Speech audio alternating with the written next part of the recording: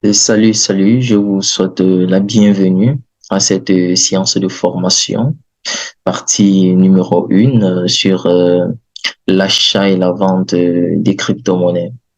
Alors, partie numéro 1, parce qu'il existe une deuxième partie, mais il s'agit là d'une formation avancée réservée à ceux qui souhaitent véritablement faire de la crypto-monnaie un métier ou alors une véritable source de revenus. Dans cette rubrique, nous allons voir l'historique, nous allons essayer de comprendre ce que c'est que les crypto-monnaies en elles-mêmes et la technologie qui la régit. Alors, très personnellement, pour faire simple, je pense que les crypto-monnaies sont l'aboutissement d'un processus complet de la monnaie. Parce que à cette ère de siècle, nous constatons des innovations dans différents domaines et dans le cadre de la finance, cette évolution est plus que présente. Voyez-vous, depuis par exemple la création des moyens d'échange, si vous regardez dans le passé, vous constaterez que la monnaie a toujours évolué jusqu'ici. Nous sommes passés respectivement du troc aux pièces d'or. Le troc avait rencontré des difficultés liées aux opportunités parce que à l'époque, lorsque quelqu'un venait par exemple avec la patate et qu'il voulait l'igname, il était impossible pour lui de transiger. Alors, les pièces d'or ont rencontré un problème à leur niveau, le problème de transport parce qu'il fallait les transporter sur de longues distances et en plus du transport, il y avait un problème de sécurité. Nous sommes passés des pièces d'or, nous sommes allés au niveau des garants d'or. Les garants d'or ont évolué et nous sommes passés à la période de nationalisation de l'or et de là, nous avons vu l'apparition des banques. Les banques, à leur niveau, ont posé un problème de temps parce que l'on se rendait compte que il fallait transiger à 16h30 ou 17h. La banque fermait en moyenne à 15h. Alors, l'on passait facilement à côté d'une opportunité. Pour pouvoir résoudre ce problème, la banque a émis ce que l'on appelle l'échec. L'échec sur le temps ont posé un problème de confiance. Alors, après l'échec, nous sommes passés au Mastercard. Sauf que à un moment donné, vous voulez faire une opération de 1000, 2000, 3000 dollars. Vous vous rendez par exemple compte que votre Mastercard a un plafond de 500 dollars. Alors, vous passez facilement à côté d'une opportunité que vous aurez pu saisir. Pour pouvoir contourner ce problème de Mastercard, la monnaie a encore une fois de plus évolué. Nous sommes arrivés avec les monnaies électroniques, ceux-là que nous utilisons dans nos pays. Par exemple, depuis le Cameroun, nous avons Orange Money ou encore les Mobile Money. Sauf que ces monnaies électroniques ont encore posé à leur niveau leurs limites parce que lorsque vous sortez dans votre zone géographique, une zone qui n'est pas couverte par le réseau, alors il vous est impossible de pouvoir faire un transfert d'argent. Alors, pour pouvoir contourner toutes ces barrières géographiques est apparu ce que l'on appelle la crypto-monnaie. C'est la raison pour laquelle je vous dis que la crypto-monnaie est la forme la plus évoluée de la monnaie. Tout simplement parce qu'elle brise toutes les barrières géographiques et véritablement n'a pas de limite. Au-delà de tout ceci, vous me demanderez quand même ce que c'est que les crypto-monnaies. Alors, les crypto-monnaies sont des monnaies électroniques qui n'ont pas de représentation physique. Vous voyez par exemple l'euro, le dollar ou je ne sais quoi. Tous ces monnaies-là ont des représentations physiques, ça veut dire que vous pouvez les toucher. Or, par contre, la crypto-monnaie est essentiellement numérique et elle est gérée par une technologie que l'on appelle la blockchain. Ne vous inquiétez pas, nous développerons cette partie-là tout au long, tout au long de cette formation. Alors, elle a quelque chose de particulier, c'est que contrairement à nos monnaies fiduciaires qui ont des équivalences.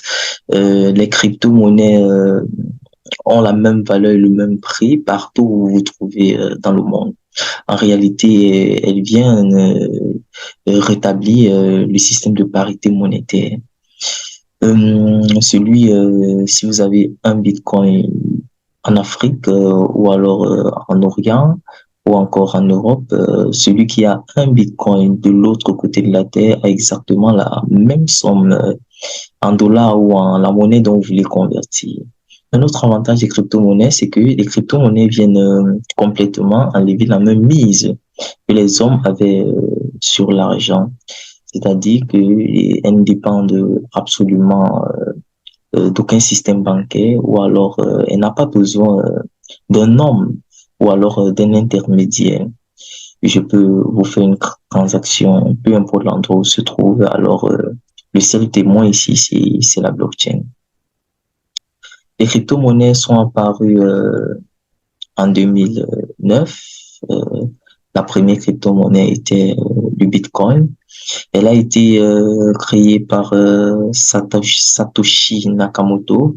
Satoshi Nakamoto, en réalité, est un pseudonyme, c'est-à-dire que jusqu'aujourd'hui, on ne connaît véritablement pas l'identité de la personne. Au début de sa création, elle valait environ 0,01 $. Et au moment où je fais cette formation, elle coûte environ 23 000 $. Autre chose que vous deviez savoir au sujet des crypto-monnaies, c'est que de façon générale, nous distinguons deux grands types de crypto-monnaies. Nous avons ce que nous appelons les tokens et de l'autre côté, nous avons ce que nous appelons les coins.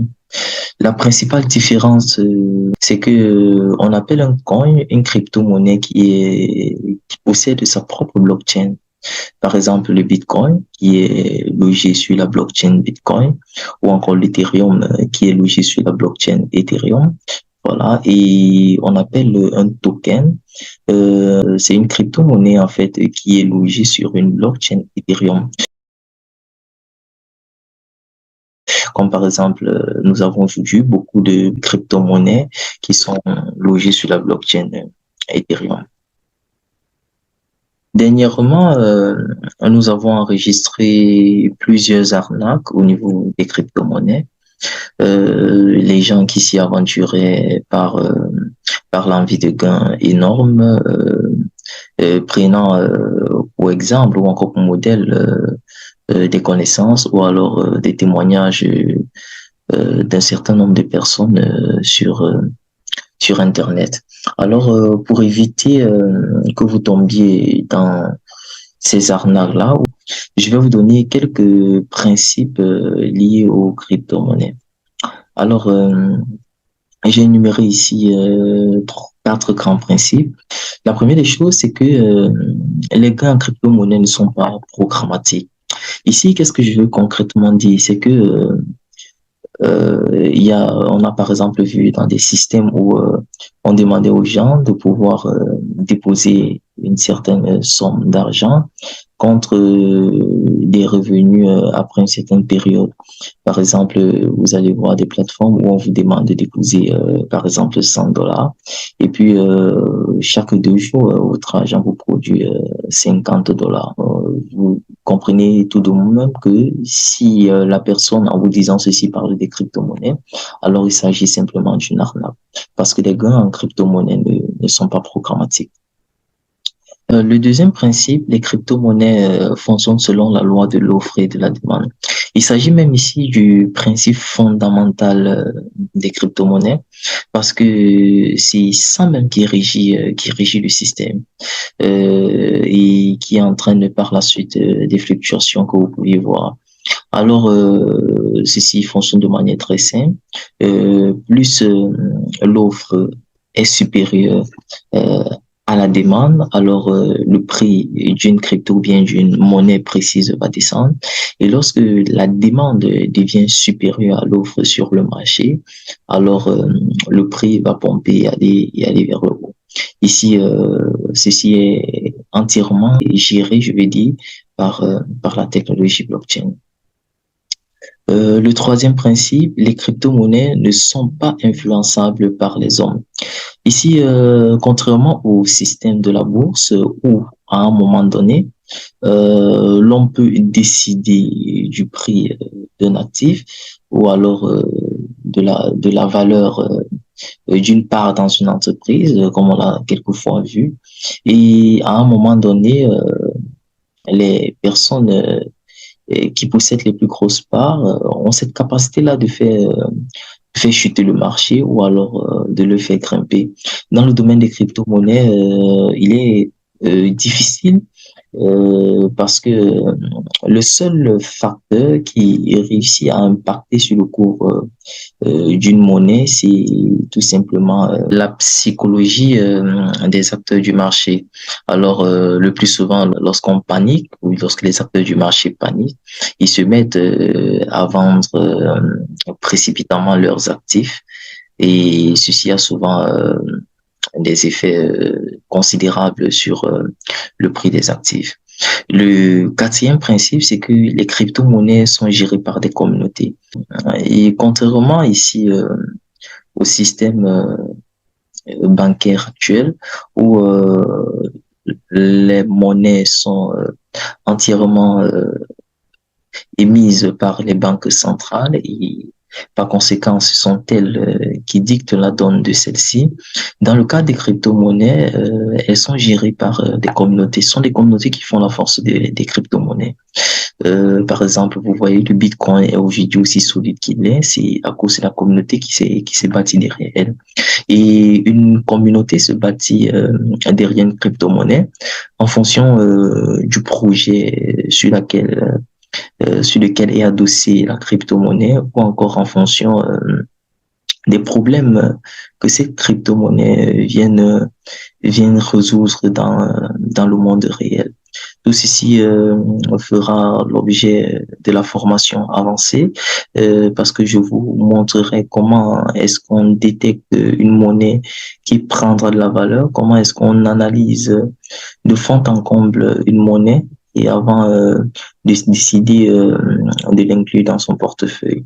Donc, ça, ce sont des quatre principes de base qui vous permettront en quelque sorte d'éviter de vous faire piéger par des malfaiteurs. Ok, ça, c'est ce que nous pouvons dire concernant les crypto-monnaies de façon générale. Nous rappelons que cette formation, je veux vraiment qu'elle soit simple, sans véritablement de mots techniques. Ceci, c'est pour permettre aux novices de cette technologie ou alors aux fanatiques de pouvoir comprendre de façon terre à terre comment ça fonctionne. Et pour ceux qui seront intéressés, qui veulent aller plus loin dans la formation avancée, véritablement, je reviens sur tout ceci en détail en montrant des exemples de telle sorte que vous imprégniez vraiment du langage et que vous compreniez dans le fond véritablement de quoi est-ce qu'il s'agit. Ok, nous allons parler de la blockchain. Fait simple, je préfère aller sur la base des exemples. Imaginons nous sommes un groupe de 5 personnes et que nous sommes dans une association. Alors, dans cette association, nous possédons des registres. La particularité ici, c'est que nous 5 possédons tous les registres de l'association et à l'intérieur de ces registres-là sont enregistrées la même information.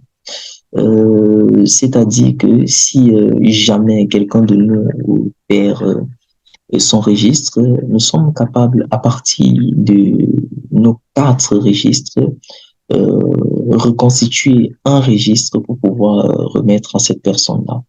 C'est exactement comme ça, de façon terre à terre, que fonctionne la blockchain. Alors, souvent vous entendrez parler chaîne de blocs. En réalité, pourquoi chaîne de blocs? Revenons toujours dans le cas de notre registre. Dans un registre comporte en réalité plusieurs feuilles.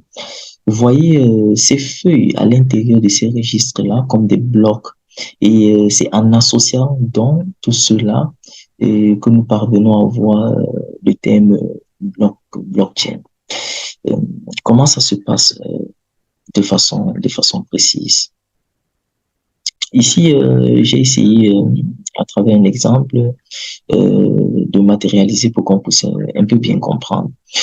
Parce que rendez-vous compte, aujourd'hui, la blockchain est l'une des bases de données, si je vais appeler ça comme ça, les plus sécurisées au monde, de par son système décentralisé, en fait. OK. Si j'ai par exemple pris le bloc 64, bloc 65, bloc 66, bloc 67 d'une blockchain. Vous voyez, ce bloc-ci, par exemple, comme on peut dire page 64 d'un cahier ou bien d'un registre, ça c'est la page 65, ça c'est la page 66, ça c'est la page 67. Déjà, une feuille de cahier, puisque nous avons commencé avec un registre, je préfère que nous continuions avec. Une feuille de cahier est constituée comme suit. Nous avons à l'entête le numéro de la feuille en question. Nous avons son en-tête, voilà. Et à l'intérieur, nous avons le H, voilà. Le H, ne vous inquiétez pas, comprenez simplement comme ça. Le H du bloc précédent, le H du bloc, c'est-à-dire de la page précédente. Et nous avons les transactions par la suite. Et à la fin, nous avons ce que nous appelons le proof of work, c'est-à-dire la preuve de travail. Et à la fin, nous avons le H de ce bloc. OK, essayons de voir un peu de quoi est-ce qu'il s'agit. L'entête, vous savez, l'entête d'une feuille, d'une épreuve, c'est la même chose dans ce cas. Là, vous avez le H du bloc. En réalité, c'est quoi le H du bloc précédent? Vous allez voir toutes ces transactions-ci. Par exemple, vous allez voir transaction de 16.3, transaction de 16.4. Ces transactions-ci représentent en ligne, en réalité, des transactions d'argent. Ça veut dire si A a envoyé un argent à B, ici, ce sera inscrit sur cette ligne, en fait. Le montant de la transaction, les deux personnes qui ont fait la transaction, et ainsi de suite, jusqu'à ce que ce bloc soit plein. Maintenant, derrière, il y a, comment je vais dire, une opération informatique qui permet en réalité de crypter cette transaction-ci. Ça veut dire que si Pierre envoie un Bitcoin à Paul à 13 heures le jeudi, et ce ne sera pas écrit comme ça. En fait, cette ligne-là sera écrite sous la forme numérique, sous une forme interprétable uniquement par un ordinateur. En fait, c'est ça. Donc, il y a un code informatique qui va permettre de chiffrer tout cela. Voilà, et ainsi de suite. Et à la fin, maintenant, lorsqu'on aura chiffré chacun de ces lignes-ci, on les additionnera et c'est donc le résultat de cette addition-ci, en fait, qui représente ce qu'on appelle le H de ce bloc. En réalité, c'est ça. Voilà. Maintenant, c'est quoi le proof of work ou encore la preuve de travail? Revenons dans le cas de notre association.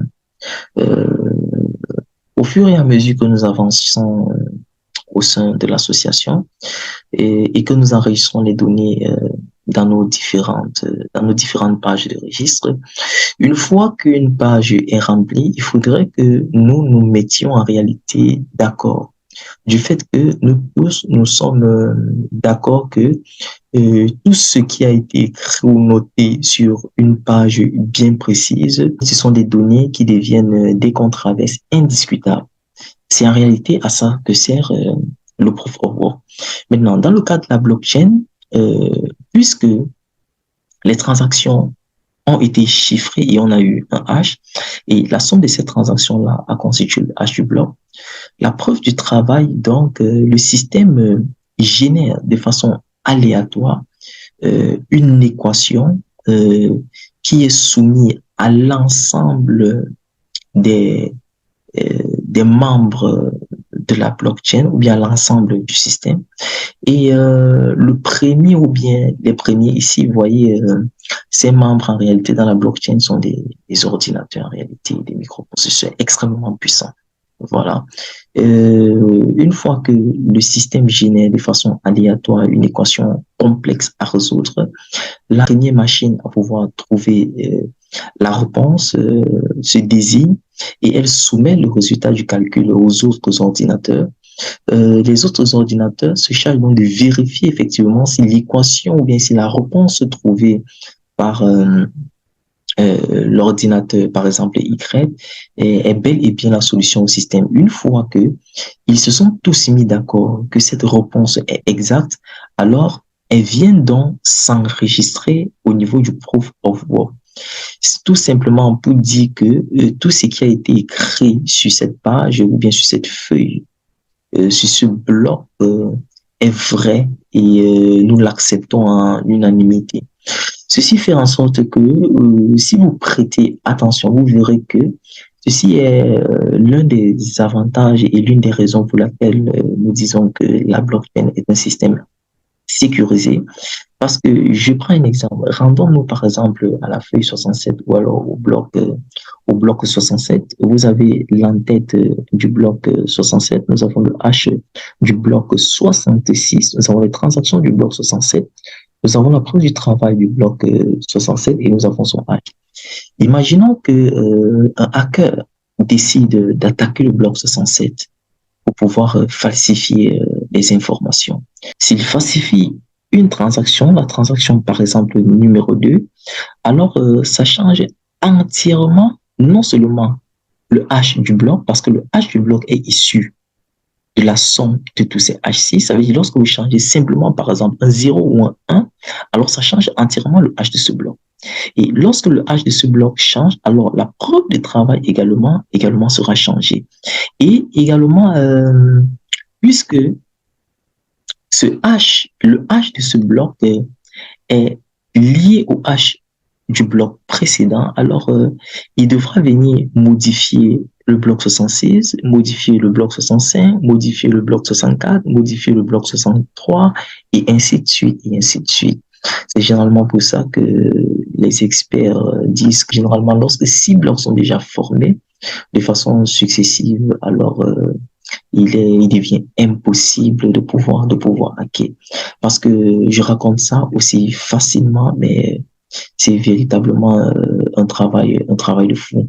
L'expérience a été montrée qu'une machine normale, un i7 avec un bon processeur, pour pouvoir résoudre, par exemple, une seule équation, ou bien alors pour pouvoir résoudre une seule équation de ce type de système, alors il lui faudra plus de 100 ans. OK.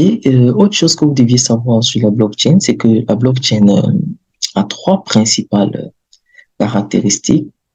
Nous avons la scalabilité, c'est-à-dire c'est cette faculté qu'a la blockchain au fur et à mesure que les données sont grandissantes, qu'elle s'adapte et qu'elle ne provoque pas des bursts. Le deuxième pilier ou alors le deuxième principe de la blockchain, c'est la sécurité. On vient de l'expliquer tout à l'heure avec les blocs. Et le troisième, c'est la décentralisation. Ça veut dire à un moment donné, chacun d'entre nous possède une partie de la blockchain ou bien l'intégralité de la blockchain dans son ordinateur. Nous qui participons au réseau, ça fait en sorte que même si on réussit à hacker un ordinateur du système ou alors un nœud du système, puisque de façon systématique, toutes les 10 minutes, le système s'arrête pour pouvoir vérifier si tous les nœuds ou si tous les ordinateurs ont la même information. Si on constate qu'il y a un ordinateur qui n'a pas la même information que le reste d'ordinateurs, alors ces ordinateurs-là ont le devoir de pouvoir détruire l'ordinateur qui ne possède pas la même information et de pouvoir l'aider à se reconstituer. Et jusqu'aujourd'hui, la vérité, c'est que nous n'avons pas encore vu une blockchain qui remplit entièrement ces trois piliers. Le plus souvent, deux sont nécessaires. Et aujourd'hui, c'est l'un des gros travaux des développeurs, le remplissage ces trois piliers fondamentaux. Nous développerons davantage dans la formation avancée. C'est ça. C'est vrai qu'au-delà de tout ceci, vous pourriez me demander comment est-ce qu'on utilise les crypto-monnaies justement pour pouvoir gagner de l'argent. Il y a deux grandes méthodes pour pouvoir gagner de l'argent. Il y a ce qu'on appelle le trading et de l'autre côté, il y a ce qu'on appelle le hunting. Ce sont des notions que nous aborderons dans la formation avancée. Mais sinon, lors de la présentation de l'exchange, je vous montrerai un peu comment cela fonctionne. Mais pour plus d'informations et pour ceux qui vont véritablement avancer et qui seront véritablement intéressés, contactez-moi pour la formation avancée. De là, tout est vraiment détaillé. Alors, merci. C'était tout pour cette vidéo. Je vous donne rendez-vous dans la vidéo suivante.